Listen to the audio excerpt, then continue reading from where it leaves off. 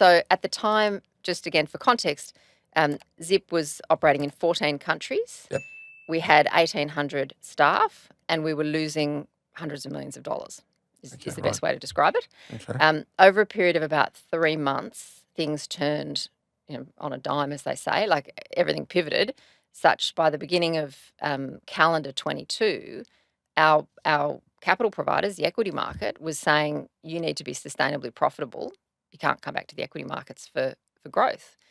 And we had a business that, as I said, was in 14 countries, and only Australia was actually making any money. Every other market was losing money. Yeah, right. And so what we needed to do as an organisation was be incredibly focused on a small number of priorities and turn a business that was, had a DNA and a growth mindset of top line growth at all costs, really.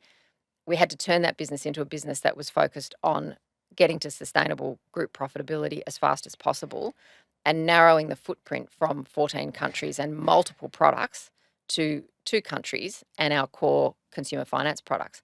And the reason that we were able to do that was because, to your comment about leadership and decision making, we had to be decisive.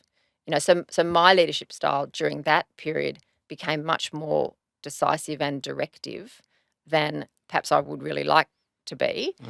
But we had a burning platform. And so we absolutely, I sat in a room with the 2 founders who by the way, were fabulous in their willingness to have this conversation. Tough conversation with them. Really tough conversation because these were their babies that, Yeah. we were having to deal with.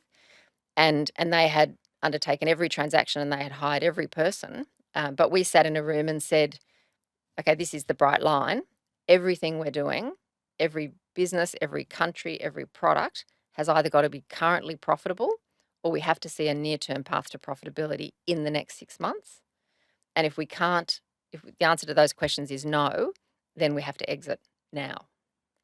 And that was a very hard line that we put in place. And as a result, we went from 14 countries to two regions, Australia, New Zealand, and the US.